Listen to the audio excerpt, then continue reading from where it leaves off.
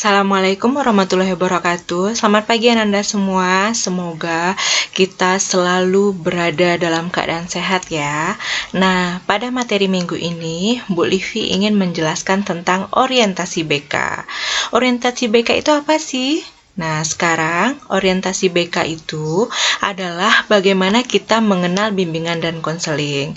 Sekarang anak Ibu Livi berada di kelas 7. Kelas 7 MTS ini adalah awal dari kalian belajar BK. Karena apa? Karena di SD sebelumnya kalian belum pernah bertemu dengan pelajaran bimbingan dan konseling. Untuk itu, marilah kita bahas apa sih sebenarnya BK dan apa manfaat BK untuk menunjang pembelajaran kalian di sekolah. Nah, sekarang sebelum kita mulai, mari sama-sama kita membaca basmalah dan membaca doa sebelum belajar. Bismillahirrahmanirrahim. Lanjut.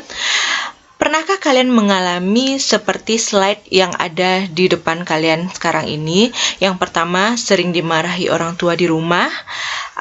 Yang kedua, dibully teman di sekolah atau kalian yang menjadi pembulinya. Yang ketiga, sulit konsentrasi belajar. Yang keempat, bingung menentukan cita-cita. Nah, apakah dari Ananda pernah mengalami salah satu atau pernah mengalami semua keadaan yang seperti Bu Livi tampilkan di atas? Kalau iya, saat mengalami hal tersebut, apa yang Ananda lakukan? Yang pertama, diam dan pasrah. Yang kedua, memberontak. Ketiga, menghindar, atau yang keempat, ingin bercerita tapi tidak tahu dengan siapa. Nah, banyak dari keadaan anak-anak ibu yang pada poin nomor 4, ingin bercerita tapi tak tahu bercerita ke siapa. Kalau bercerita ke teman, nanti takut dibocorkan oleh teman. Kalau mau cerita ke guru, takut nanti kena marah.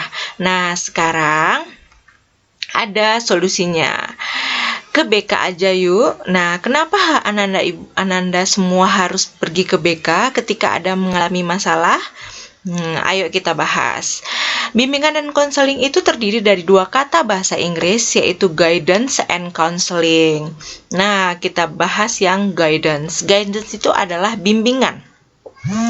Bimbingan itu proses pemberian bantuan oleh konselor atau guru BK kepada siswa untuk mengoptimalkan kemampuan diri serta dapat menghindari atau mengatasi kesulitan-kesulitan di dalam kehidupannya. Nah, di sini guru BK itu sifatnya membimbing Ananda semua ketika Ananda memerlukan bantuan. Nah, bantuannya apa? Bantuannya terkait masalah-masalah yang Bu Livi jabarkan tadi di slide sebelumnya. Nah, lanjut.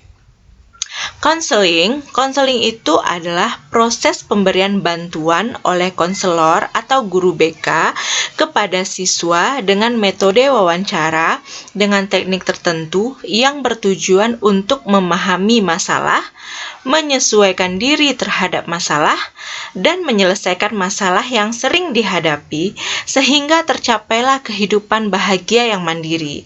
Jadi konseling itu Ananda, pertemuan antara guru BK dan klien, yaitu kliennya di sini adalah Ananda sebagai murid di MTSN.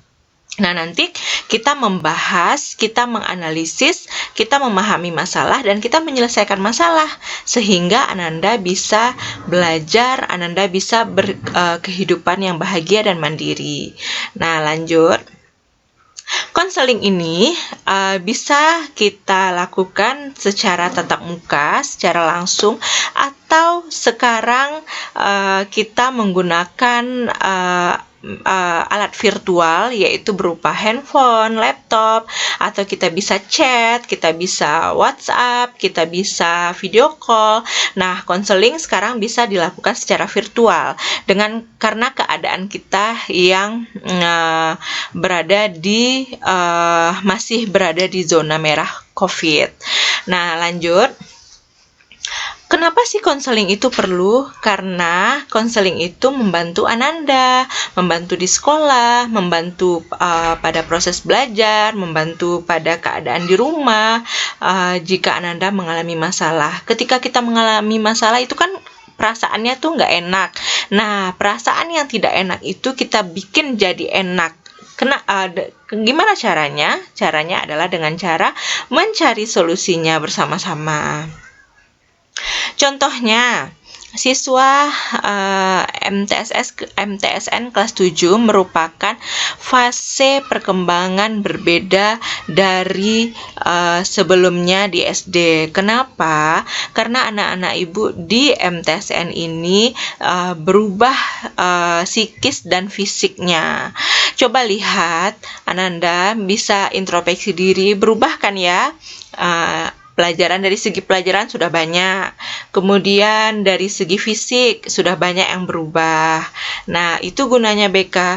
Ketika Ananda merasa perubahan terjadi, Ananda bisa sharing, bisa meluapkannya bersama dengan guru BK. Nah, di BK ini, Ananda, kita memiliki 4 bidang layanan. Yang pertama itu adalah bidang pribadi, bidang belajar, bidang sosial, dan bidang karir. Kita bahas satu-satu ya. Yang pertama, bidang pribadi. Bidang pribadi ini adalah bidang bimbingan pribadi bertujuan untuk membantu peserta didik dalam mengenal diri sendiri, agar dapat menjadi pribadi yang baik dan dapat mengambil keputusan tentang dirinya sendiri. Nah, pada bidang pribadi ini, masalah yang kita selesaikan yaitu adalah terkait dengan diri kita. Misalnya, bagaimana kita mengatur emosi, memahami diri, sifat, kepribadian, bahkan potensi yang ada di dalam diri kita. Jadi, pada bidang pribadi ini, Ananda, kita dihadapkan dengan bagaimana cara kita memandang diri kita sendiri, bagaimana cara kita mengambil keputusan terhadap masalah-masalah yang sedang kita hadapi atau kendala-kendala. Selanjutnya yang kedua itu adalah bidang belajar. Bidang belajar ini bertujuan membantu peserta didik dalam mengenal, menumbuhkan, dan mengembangkan diri, sikap dan kebiasaan belajar yang baik untuk menguasai pengetahuan dan keterampilan sesuai dengan program belajar di sekolah. Pada bidang belajar ini, semua yang berkaitan dengan pembelajaran maupun itu di rumah atau di sekolah masuknya ke dalam bidang belajar. Nah, di sini masalah yang sering muncul pada bidang belajar adalah yang pertama sulit konsentrasi, kemudian kita mencari tahu gaya belajar kita apa, dan tips menghadapi ujian. Nah, itu masuk ke dalam bidang belajar. Lanjut, ada bidang sosial. Bidang sosial ini bertujuan membantu peserta didik memahami diri dengan interaksi dengan lingkungan. Lingkungan itu teman sebaya, anggota keluarga, dan lingkungan masyarakat. Dan etika yang didasari dengan budi pekerti luhur dan tanggung jawab sosial. Ini berkaitan bagaimana kita berhubungan atau berinteraksi dengan masyarakat atau dengan teman sebaya. Di sini, masalah yang sering muncul adalah menyesuaikan diri dengan lingkungan yang baru. Nah, ini adalah topik atau tema yang langsung berkenaan dengan Ananda karena Ananda baru di MTSN 6 Kota Padang. Jadi Ananda perlu menyesuaikan diri dengan guru, dengan teman sebaya, atau dengan perangkat yang ada di sekolah. Kemudian bullying. Bullying ini yang paling sering ada di sekolah. Kemudian masalah dengan teman sebaya atau masalah dengan anggota keluarga. Semua masalah-masalah itu masuknya ke dalam bidang sosial. Yang terakhir adalah bidang karir. Bidang ini bertujuan membantu peserta didik mengenal dunia kerja agar dapat menentukan kemana selanjutnya mereka akan melangkah setelah lulus dan mengetahui potensi diri yang dimiliki agar dapat diterapkan dengan kehidupannya, serta dapat membaca peluang karir yang tersedia di lingkungan sekitarnya. Pada bidang karir ini, Ananda, masalah yang sering muncul itu adalah bagaimana memilih karir. Kemudian setelah MTS ini Ananda akan lanjut ke sekolah pendidikan yang lebih tinggi, entah itu SMA, MA, atau SMK. Nah, pengembangan diri dan lain-lain.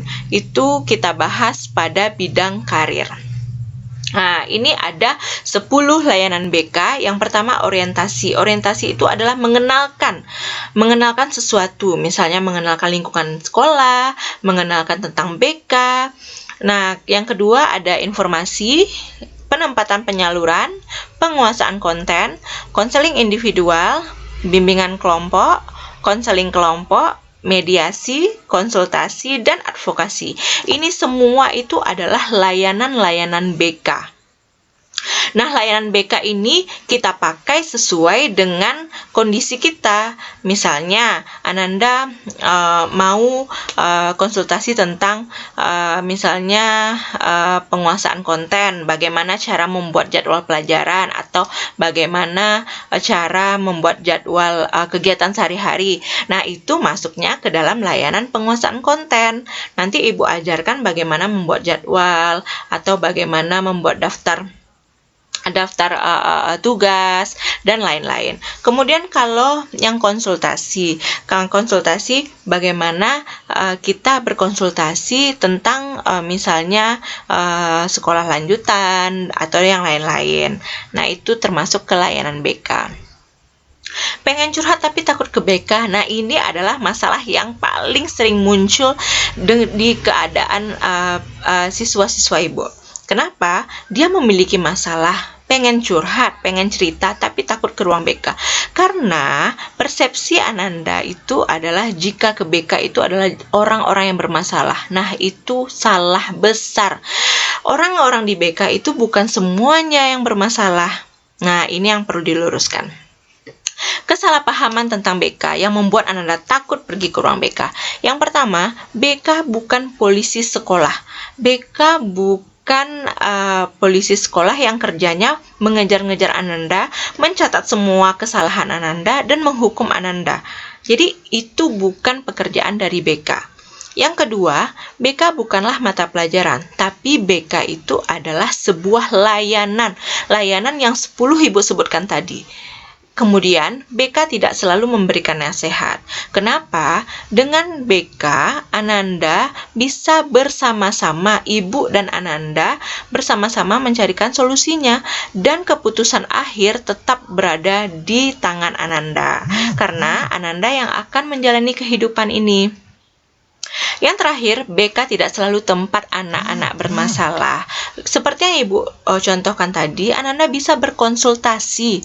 Misalnya, berkonsultasi di mana tempat les yang bagus, berkonsultasi misalnya bagaimana cara belajar yang efektif, kemudian berkonsultasi tentang sekolah lanjutan. Jadi bukan tempat anak-anak bermasalah saja. Oke, nah itu yang harus diluruskan. Lanjut, manfaat BK. Nah, ini ada manfaat BK. Nanti kita bahas, yaitu BK ini bisa membuat Ananda senang, bisa membuat Ananda tenang. Karena apa? Karena masalah tadi yang banyak setelah diceritakan, setelah kita cari solusinya, itu bisa menjadi jalan keluar. Kemudian BK mampu mengembangkan personal tentang cara berpikir yang positif. Jangan hanya berpikiran yang negatif. Karena apa? Karena kita sebagai makhluk hidup ini terkadang ada banyak pikiran-pikiran negatif yang mendera pikiran kita. Nah, untuk itu Ibu hadir agar anak-anak Ibu semuanya berpikiran positif. Kemudian BK membantu Ananda agar bisa menerima diri sendiri dan orang lain. Bagaimana kita mengenali potensi diri kita? Nah, itu bidang pribadi tadi. Kemudian bagaimana kita mengenali orang lain, dan kita bagaimana berhubungan yang baik dengan orang lain. Itu masuk ke bidang sosial yang tadi. Jadi semuanya saling berkesinambungan. Lanjut. Nah, ini di gambar ini, gambar yang di atas itu adalah slide ketika anak-anak ibu memiliki masalah.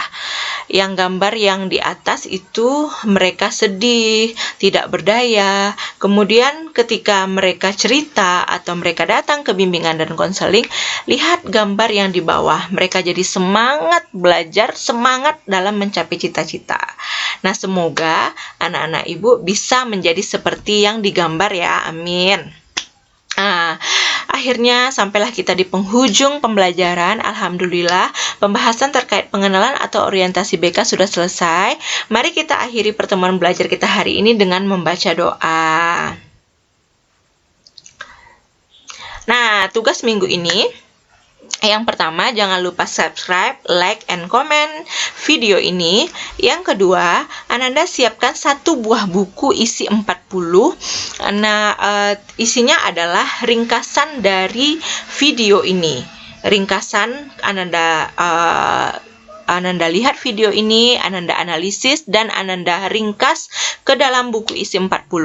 Kemudian yang ketiga, silakan klik link yang ada di description box nanti. Bu Livi tag linknya, kemudian Ananda klik, Ananda isi absen, dan Ananda isi yang pertanyaan-pertanyaan yang ada di dalam link tersebut. Nah, kalian Anda kirim. Nah, itu adalah bahan bagi Bu Livi nanti, bahan untuk mengambil pelayanan setiap minggunya. Jadi Bu Livi lihat siapa yang ambil absen, siapa yang mengisi absen di tiap minggunya. Nah, untuk buku isi 40 itu cukup kalian ringkas saja, tidak perlu difotokan karena nanti sewaktu-waktu akan dikumpulkan dengan jadwal yang tidak ditentukan. Jadi Ananda harus standby bukunya, buku isi 40, isi ringkas materi video yang kalian tonton ini. Oke Ananda, sampai di sana dulu. Jangan lupa tetap jaga kesehatan, tetap berada di rumah, dan tetap semangat belajar dari rumah. Ibu akhiri, Assalamualaikum warahmatullahi wabarakatuh.